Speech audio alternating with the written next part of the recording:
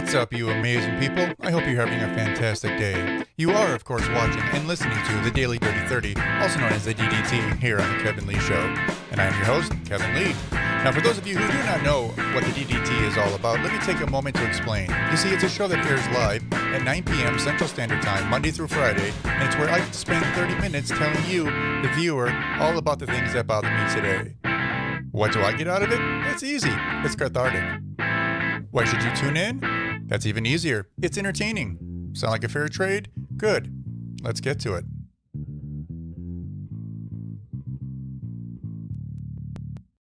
Happy Thursday, friends. Don't mind me. I'm just doing 100 billion things behind the scene and doing a bunch of technical stuff. I apologize. I'm just trying to make sure everything's working the way it's supposed to. That's all. Oh boy. Oh no. I hit the wrong button. I had $1 every time I could say that. Any hoozles. Hope everyone's having a fantastic, healthy? I just made up a new word. Healthy, productive, and just a good all-around Thursday. And if not, we'll have to start working on that.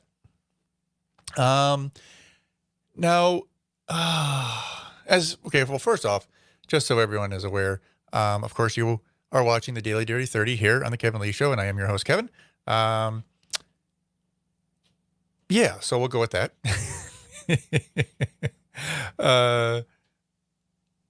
Let's see. Oh, okay. Yeah, let's get over to that, shall we? So today, I don't know if you actually noticed the name of the broadcast before you clicked on it, but in case you didn't, this is what it's called, a return to normalcy, ? Now, the reason why I say this is because, yes, things do appear to be working their way back towards normalcy, at least in the U.S. I'm sure other countries are probably even farther ahead than us. I mean, I'm sure some are behind. And yeah, there's been some snags and some things in the news, and you can take anything you want with a grain of salt if you want to believe all the reports and numbers. It's entirely up to you, to each their own. That being said, yeah, we're kind of heading back to normalcy. But are we there yet? Are we even close to there yet? I guess that's my question. I wanted this to be upbeat. I don't want to. We for the first 2 weeks we did so many stories that were not positive because we were just talking about what's in the news. And today we're going to continue to talk about things that are in the news, so they're not going to be all that positive. But I'm going to try to keep things upbeat, and we're going to try to finish strong. Right? That's what we got to do. You know what I'm saying? That being said, there's going to be a few things that, or really just one or two things that are not going to be super positive, but not downers, if you will. We're not going to talk about Corona, and we're not going to directly talk about Black Lives Matter. I don't think, though I'm sure it's very much closely related. And the reason why I say that is because the first thing we're going to talk about are the protests in Portland. Now, for those of you who have, I could say, living disconnected from, reality and everything that's all over the news and the internet and social media, Portland has been under siege for 50-something days straight. Every single day, they're having not protests, but violent riots. Mind you, there are regular protesters there. I don't want to make it seem like they're just all bad people. They're not. There's a lot of, not even the rioters are necessarily bad people, but we'll get to that in a minute. As far as the protesters go, I'm sure there's plenty of good ones. But as soon as the sun goes down and it hits 9, 10, 11 o'clock at night, and the fires start and the bad things start, you can pretty much tell what's going to happen, right? You pretty much tell who's out there and who's not. I mean, typically your everyday protesters are not the ones out there in the middle of the night destroying things, right? It's people who are either very motivated, very angry, or just there for the wrong reasons, right? So they've been having these issues, and it's escalated, and it hasn't gone away in the slightest bit. In fact, it's gotten worse. And they started attacking federal buildings. So Trump, in his divine wisdom, decided he was going to send in send in the clowns, send in the guys with the guns and the things, and try to, bring things back down to, at least in the area of around the federal buildings, bring things down to a reasonable protest level. That being said, some interesting things have happened since the feds have been there. There are some reports and videos. I mean, you can see it on video of people pulling up, later at night in areas where there's only a small number of I don't know if you want to call them rioters or protesters, whatever you want to call them, and they are being apprehended. Let's use that word. Some people would say kidnapped. Some people might say arrested, whatever, but it's apprehended and then taken into unmarked vans. By that, they're basically driving rent-a-cars, minivans mostly. So that being said, there is some reason for people to be upset, I think, about that, right? I think so, at least. I mean, I'm not going to tell you what you have to think and what not to, but I think there's some issues with that. And the thing that actually really kind of gets to me is something that nobody is talking about is the reason why the federal government at this time is able to do what they're doing and have it be completely above board, above water, completely legal, however you want to say it, is because of something that the Trump administration did, I guess it was early last month. You probably heard the headline, you probably heard the story, but chances are maybe it just was kind of a blurb where you didn't know why it was a big deal or even if it was a big deal. But about a month and a half ago, something like that, the White House, the Trump administration, had decided to state that Antifa was now considered to be a terrorist organization. And because of that, they can treat them like a terrorist organization. So they don't have the same legal responsibilities as they would, say, a normal person, even though it is maybe a normal person that they're trying to apprehend. So because of this, there's been some techniques put into place, and some people are very angry. Some people are actually very happy about it. Even some residents, like in Portland, are happy that, the feds are there and trying to bring peace or whatever you want to call it. And where I live near the Chicagoland area, there are people there who are worried because now the feds are talking about coming in there, and they've the mayors reluctantly agreed to have them come in, but they have to follow certain rules, which of course I'm not going to do. So we'll see how that goes. But I actually saw a street interview with some local people in Chicago, and they were being asked by a reporter, hey, Trump's administration is going to be sending in all these feds. Does that make you nervous? Or are you worried something bad's going to happen? And they were all happy.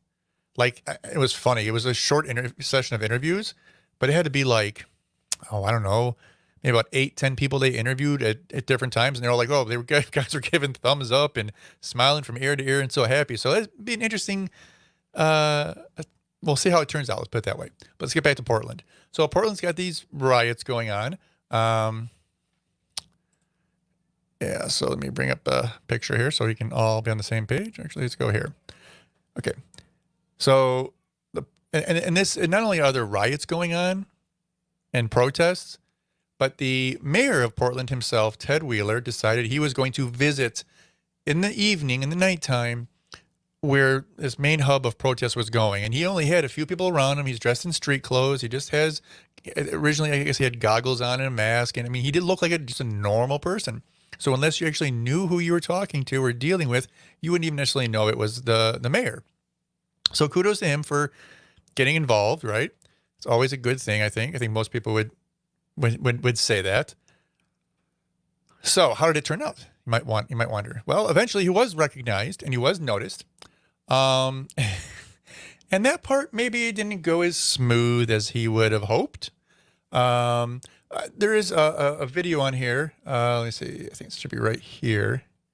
And it's about a minute and a half. So I'm just going to go ahead and play it. And yeah, we can see what happens.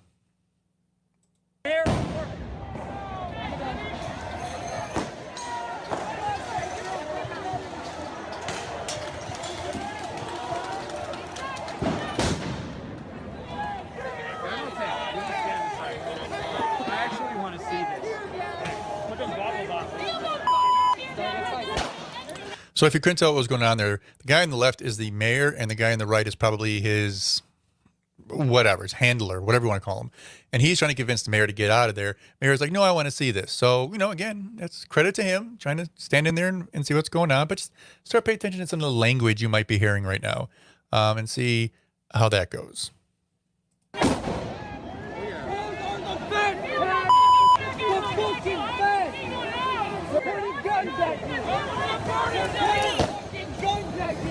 What are you gonna do? What are you gonna do? That's the that's shooting at the mayor of Portland. What are you gonna do? Nothing. Nothing.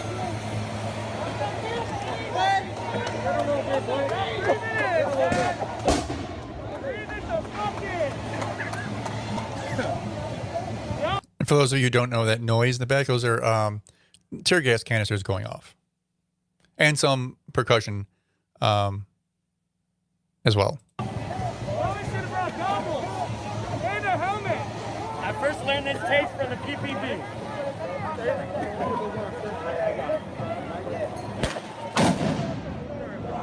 Yeah!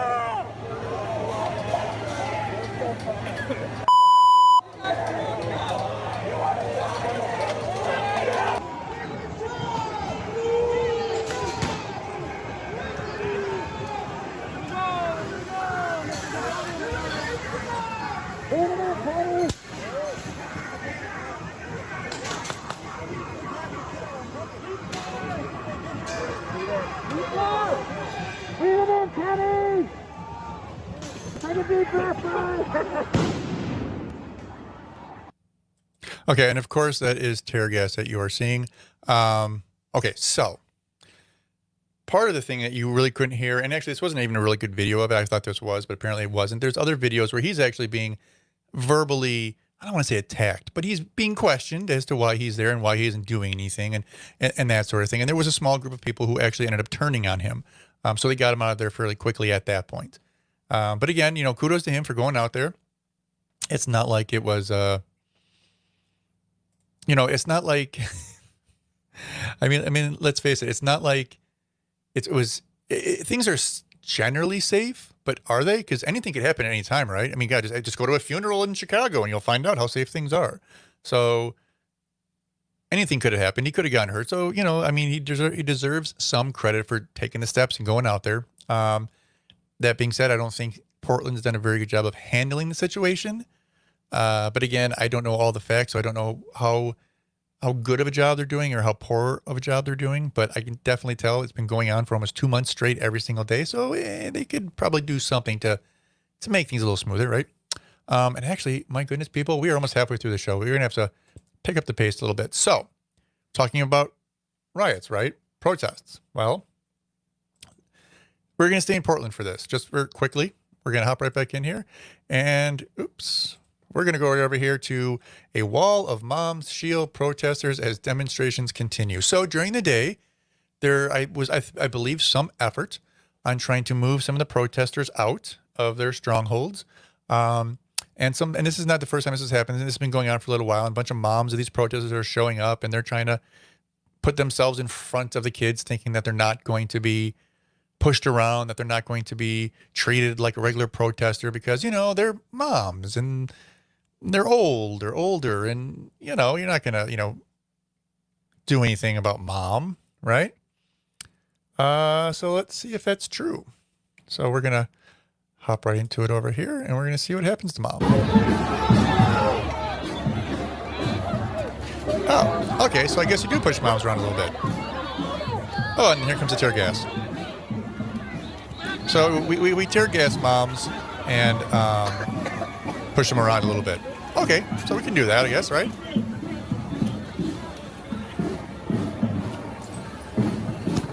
Oh, and there go the concussion grenades. Yeah, interesting. Yeah, so apparently I was wrong. Apparently we can push moms around a little bit, but not too much. Not going to throw them down on the ground or anything, but, we can let them know that we're here. Fair enough. Looks like nobody was hurt. And actually, this actually looks like it was later in the day. So the first footage that you see in the photos is usually stuff during the daytime. But I guess at nighttime, everyone was probably told to leave, to clear out. And of course, since they decided not to, we get people being pushed around a little bit. We get batons being used, and so on and so forth. And again, it is really difficult to tell because I'm not a native of Portland, so I don't know the entire layout of the city.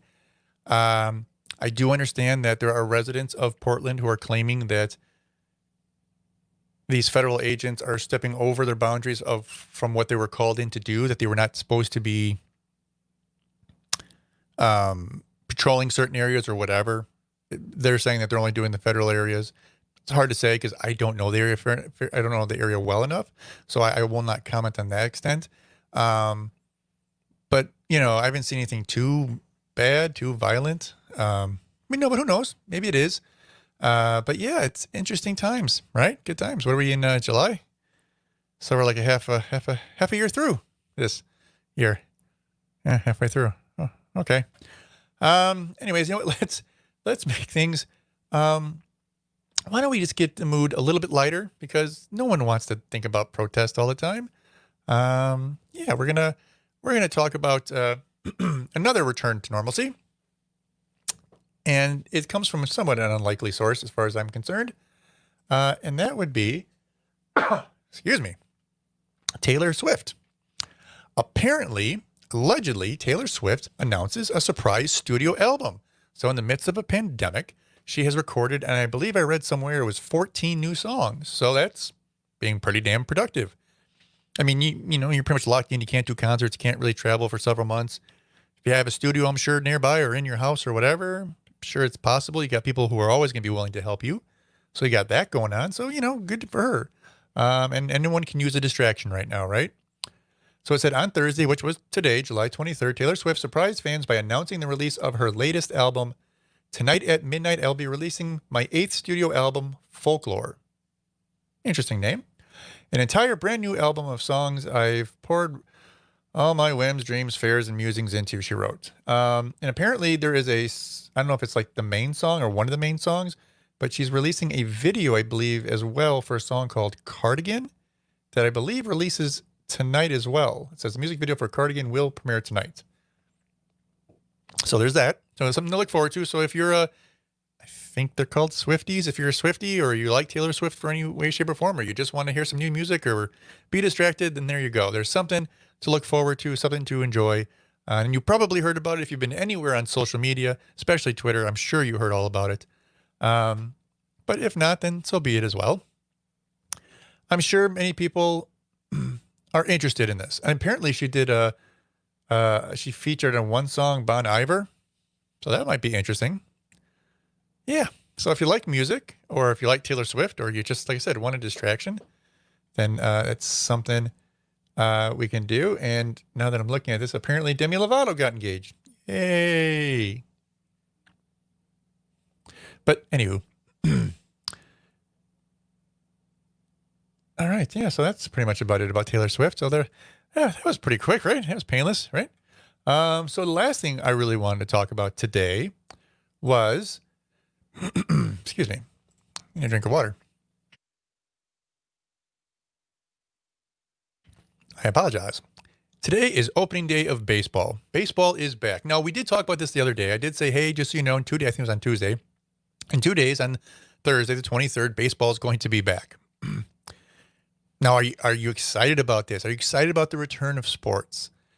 As I mentioned the other day, I'm kind of in a mixed bag. Like, I used to love sports. I mean, sports were my life forever. Then I found drugs and girls and rock and roll and what have you. And then sports were still important, but not as important. And eventually, over the years, I've kind of waned. And it's mostly because, and maybe I'm the only one here, but correct me if I'm wrong. If you think I'm right or wrong, just let me know in the comments. But I believe that sports, like anything, like entertainment in general, it's because sports are entertainment. But even like movies, anything, music, I don't want my musicians and I don't want my actors and I don't want my athletes to get political. Because, now I'm not saying they don't have the right. They absolutely have the right, and if they want to, so be it. I'm not saying they shouldn't or they can't or they're not intelligent enough. I think they are. I don't think and I think Trump proved that. It doesn't make a difference who you are. Anyone can be anybody and do anything, right? When it comes to politics. So you can be an actor, you can be a musician, you can be a former wrestler and become governor of Minnesota, or you can be a successful businessman and become president. I mean, you can anything, right? So it's not like I'm saying you can't do it. I just wished you didn't. And this is why. Because people like me, normal people, we use entertainment, may it be sports, music, movies, television shows, whatever they are, as a form of escape, right? We just want to be able to leave our nasty, messy, muddy, ugly lives behind for a half an hour, an hour and a half, 3 hours, whatever it might be, while we go to a game, while we go to a movie, while we, drown out the world and put a TV show on, or listen to a new music, or go to a ball game or whatever. We just want to get away from the politics. We want to get away from the news. We just want to enjoy the moment, live in the moment. And that's all people are looking for, right? But unfortunately, in my opinion, again, fortunately for some, but in my opinion, unfortunately, too many of the people in entertainment have decided to throw their hat behind their argument and say, hey, I'm not just talking about Colin Kaepernick or LeBron James, or pick one of 800 actors, or, what have you. It's not that. It's just, we want to just relax. And it's like, I feel like I can't, and this isn't nothing new. This is nothing like it just happened because of Corona, or it just happened because of Trump, or it just happened because of Black Lives Matter, or the protests and the riots. It's not because of that. It happened years ago. It probably happened. I mean, obviously, I think it came to a head originally with Colin Kaepernick, because at that point, that was probably the biggest story of distraction, or voicing of one's opinion as an athlete. And that just kind of set a tone. But even before then, there was these little uprisings of, people making things political, like the national anthem. National anthem. I'm trying to think of his name now. Oh my God, it's been so many years. This is back like early 2000s, maybe even earlier. I don't know. But he was a Muslim, and he decided that he didn't want to participate. And people got upset with him, but actually not even that much, because he just quietly sat down. He just didn't make a deal of it. He just decided he wasn't going to stand up and put his hand on his heart or whatever. And this was in the NBA. God, see, again, if I would have known I was going to talk about this, I would have brought it up. And if I start searching for it now, I'm going to miss all the time, because we only have a few minutes left. But he was, like I said, he was a Muslim. God, it had to be back maybe the 90s. I don't even know when this was. But maybe I'll post it on my website if I have time, or if I find it. But yeah, this guy went and decided he was going to, protest, I guess. Because I don't think he even said anything personally, but someone noticed and then questioned him. And then when he questioned him, he just said the truth. And that was even kind of a time. But even then, like, there was a handful of people that got really angry. But I would say probably 90% of people were like, oh, how stupid. But, whatever. If he wants to, so be it. Because he didn't make a spectacle of it. And then there's been little other things throughout the years. And, actors, of course. I think it started more in Hollywood than anywhere else, where they started speaking up against anybody who wasn't on the left. And then it grew further left. So it's like, to make it political. So let's say, like, right here is the center, right? But people have always had, like, Democrats on the left and Republicans on the right. And this is kind of where we were forever. And now some of these people have started drifting. And people in the center are still in the center. And there are still people who are moderates, but they're not in the center. They're more about here now. And now the other ones on the left and right are here and here. So we're getting so far to the edges that if you're on the left, all you can see that if you're not, even if you're like center, or even just to the left, or even a little more to the left, like if you're right here, you're still yelled at by people over here because they think you are a conservative, or you are a whatever, and vice versa. People on the right, who are on the very, very far right, think anyone who's even in the center is a communist. Neither of these are true, but it is what it is. So when people started doing certain things, it just seems like at first, how can I put this? It was very slow at first, right? It was like a crawl, it's like a creep of how all this interaction between entertainment figures, maybe again, sports, actors, whatever, how they just kind of started making comments and saying things. And it was a very slow crawl at first, and then it kind of turned into a walk, and the walk turned into, a faster walk, and then, they just kept walking for a while, and then all of a sudden, before you knew it, people were jogging, and then after they were jogging, people decided that they were going to run, and now we're in a full-out sprint, and it's just, and it's not just like, 1 out of every 100 people, it's like, 10 out of every 100 people, so it's almost like if, okay, we got a few minutes. So, perfect example. Regardless of what you think about the whole Black Lives Matter, if you have trouble distancing the organization from the movement, or if you're completely fine with it, or you're complying with both of them, or whatever your stance is, it doesn't really matter. What matters is the reaction. So, on social media, there was a time in which, recently, that there was a blackout day, and it was supposed to be on all social media. It didn't make a difference if you're on Facebook, it didn't make a difference if you're on Instagram, Twitter, whatever your main one, you were supposed to black out for the day, just your image was a black picture, whatever.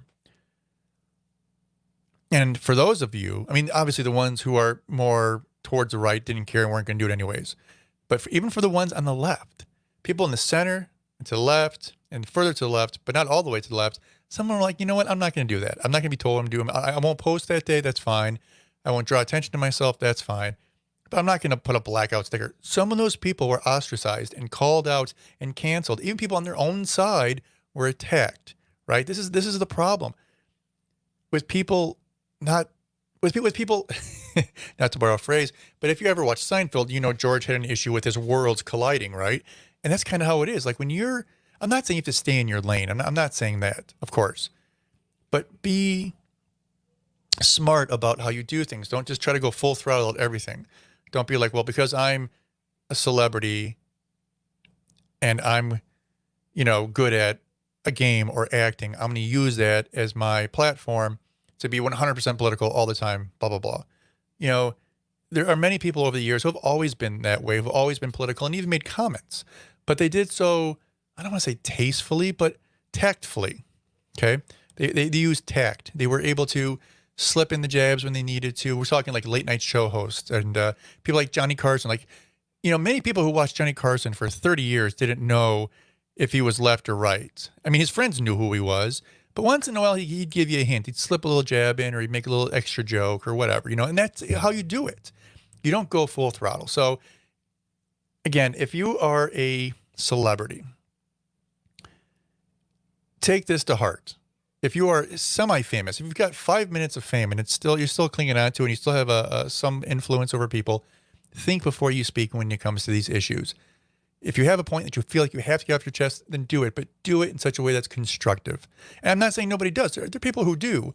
It's just they're very few and far between. But anyways, back to the task at hand. We're talking about getting back to normal or reaching some sense of normalcy. And like I said, today we got back to some normal. We now have an album release by Taylor Swift, and baseball returned. Now, there's 2 games being played today. One with the Yankees at the Nationals, and the first pitch was thrown out by Dr. Fauci, and he should really stick to medicine, just saying. But if you haven't seen it, go watch. I'm sure it'll be all over the internet. So that was that game, and it's kind of fitting, if you will. I was watching the game. I don't even like baseball, but I said, I just want to watch something again, something that's not a replay, something that's not on Netflix, something that's not whatever. I want to see something fresh and new that's happening live on TV. And so I'm watching the baseball game.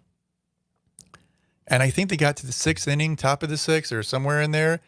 And all of a sudden the skies opened up, man, and the field just flooded with water. It was bizarre. But so now it looks like they're not going to finish the game, but at least I think they can technically count this game. I forget the rules. They have to go 5 innings, 6 innings. I can't remember what it is, but I think they can finish the game tonight and call it what it is. And I think the Yankees were up 4-1. But that being said, it was kind of fitting, that after all this time, they're going to come back and try to play a game, and they can't even play it. Literally, they got washed out. They get rained out. If you watch the highlights, I mean, that field got flooded. There was a foot of water in the dugouts. That's how much it rained and how quickly it rained. Crazy, right? Crazy. Anyhoozle, that thinks that's going to do it for us because we're already at half an hour, everybody. I'm sorry. I know.